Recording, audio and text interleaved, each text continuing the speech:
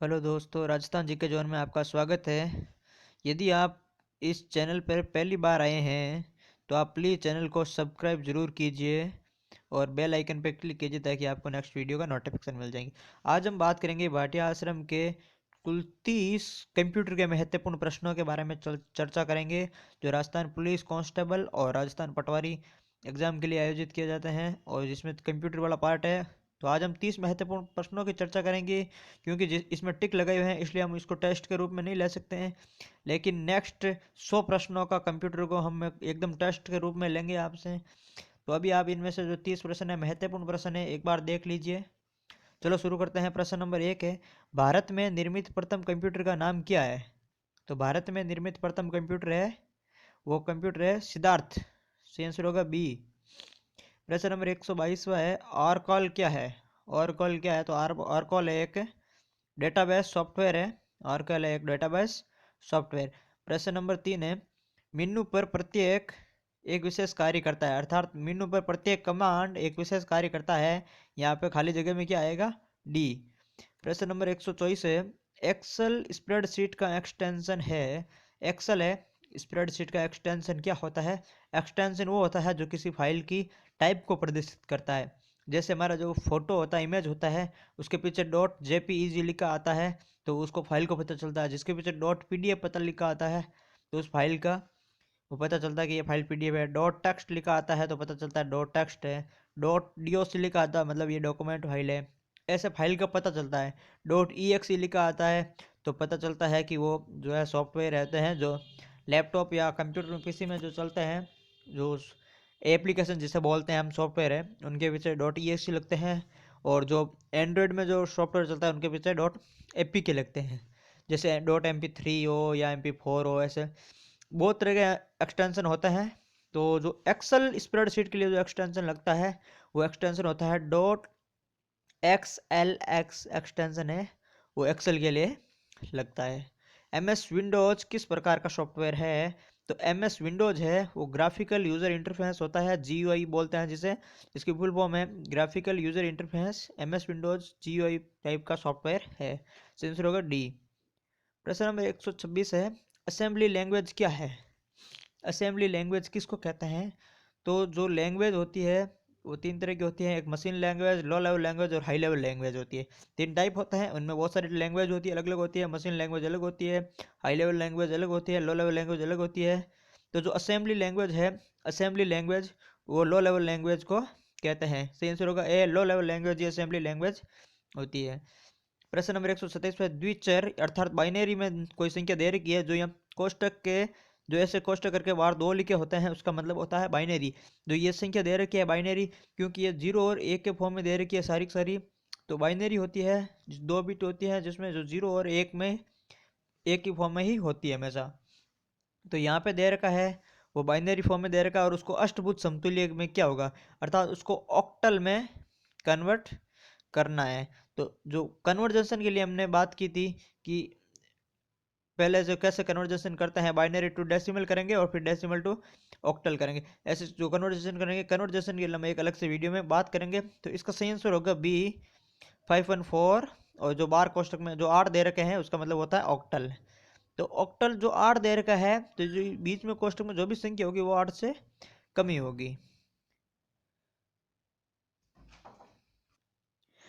प्रश्न नंबर 128 है, नई स्लाइड के लिए शॉर्टकट की कौन सी है? तो जो नई स्लाइड के लिए होती है वो होती है Ctrl+N लगाएंगे तो नई स्लाइड हो जाएगी। Ctrl+A सेलेक्ट ऑल हो जाता है। और 129 है, प्रथम नेटवर्क जिसे इंटरनेट की नींव पड़ी। ऐसा कौन सा प्रथम नेटवर्क है जिससे इंटरनेट की नींव पड़ी है? तो इंटरनेट का जो प्रथम नेटवर्क है वो होता है ऑप्शन डी सही है, ये ARPANET रहता है, जिसको जो प्रथम इंटरनेट नेटवर्क है ये। सही आंसर होगा डी। प्रश्न नंबर 130 है, निम्न में से कौन सा सॉफ्टवेयर सिस्टम का एक उदाहरण नहीं है जिसे वर्ल्ड वाइड वेब WWW पर जानकारी खोजने के लिए डिजाइन किया गया है? ऐसा कौन सा है जो सर्च इंजन नहीं है, अर्थात जैसे गूगल एक सर्च इंजन है, ऑस्क और बिंग तीनों सर्च इंजन है, जबकि पेंट है वो सर्च इंजन नहीं है। सही आंसर होगा बी। पहला कंप्यूटर माउस किसने बनाया था, पहला कंप्यूटर माउस किसने बनाया था? तो इसका सही आंसर होगा बी, डगलस ने पहला कंप्यूटर माउस बनाया था। पहला कंप्यूटर माउस किसने बनाया था? डगलस ने। प्रश्न नंबर 132 है, निम्न में से कौन सा एप्लीकेशन सॉफ्टवेयर का उदाहरण नहीं है? निम्न में से कौन सा एप्लीकेशन सॉफ्टवेयर का उदाहरण नहीं है? तो विंडोज 7 है वो एप्लीकेशन सॉफ्टवेयर का उदाहरण नहीं है। ये विंडोज है, जो बाकी जो जीयूआई होती है, यूजर इंटरफेस होती है, ग्राफिकल यूजर इंटरफेस पर आधारित होता है। तो ये माइक्रोसॉफ्ट विंडोज जो 7 है वो एप्लीकेशन सॉफ्टवेयर का उदाहरण नहीं है। बाकी पेज मेकर, फोटोशॉप और नोटपैड तीनों एप्लीकेशन सॉफ्टवेयर है।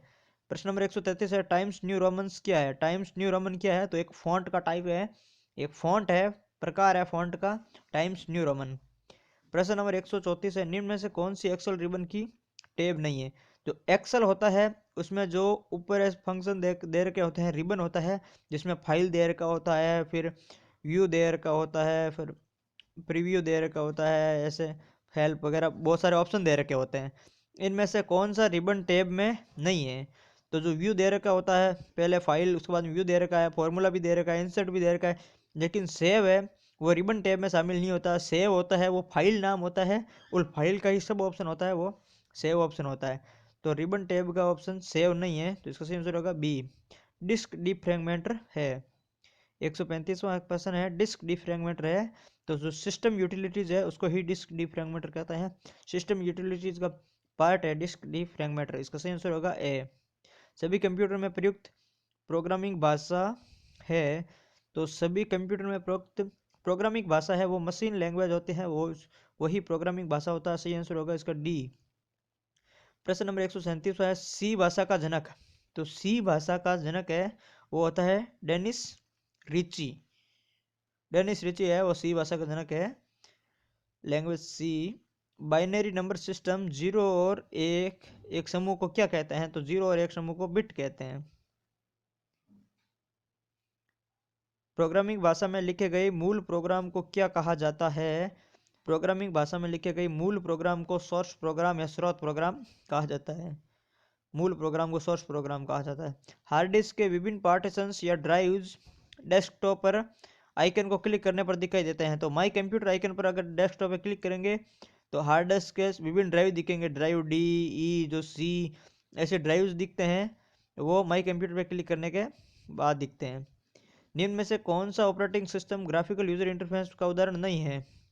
तो सोलारिस, लाइनेक्स और मैक तीनों जीयूआई के उदाहरण है, ग्राफिकल यूजर इंटरफेस के उदाहरण है। जबकि यूनिक्स है वो ग्राफिकल यूजर इंटरफेस का उदाहरण नहीं है। इसका सही आंसर होगा ए, यूनिक्स है वो जीयूआई का उदाहरण नहीं है।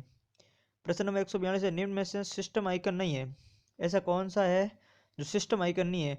सिस्टम आइकन का मतलब होता है जो कंप्यूटर की स्क्रीन है, उसी स्क्रीन पे जो आइकन बने होते हैं उस आइकन की बात कर रहे हैं। तो यहाँ पे माई डॉक्यूमेंट आइकन होता है, नेटवर्क आइकन होता है, और रिसाइकल बिन भी होता है, माई कंप्यूटर भी होता है, ऐसे बहुत सारे आइकन होते हैं। इन चारों में से कौन सा आइकन नहीं है? जो जो प्रोग्राम आइकन होता है वो सिस्टम आइकन नहीं होता है। बाकी डॉक्यूमेंट, नेटवर्क और रिसाइकल बिन या माई कंप्यूटर सारे सिस्टम आइकन होते हैं, जबकि प्रोग्राम आइकन सिस्टम आइकन नहीं है। इसका सही आंसर होगा बी। प्रश्न नंबर 143, विंडोज में डाटा स्टोर की मूल इकाई क्या होती है? तो विंडोज में डाटा स्टोर की मूल इकाई है वो होता है बी, फाइल। विंडोज में डाटा स्टोर हमेशा फाइल के रूप में होता है। प्रश्न नंबर 144 है, कंपेयर है। कंपेयर है तो कंपेयर क्या है? एलयू का अर्थमेटिक कार्य है। कंपेयर है एलयू का अर्थमेटिक कार्य। प्रश्न नंबर 145 है, मॉनिटर के डिस्प्ले आकार को कैसे मापा जाता है? तो जो मॉनिटर है, मॉनिटर के डिस्प्ले आकार को माना जाता है डायगोनली, डायगोनली के रूप से माना जाता है, इसको नापा जाता है, सॉरी। प्रश्न नंबर 146 है, स्प्रेडशीट की इकाई है। तो स्प्रेडशीट की इकाई होगी सेल। जो सेल है वो स्प्रेडशीट की इकाई है।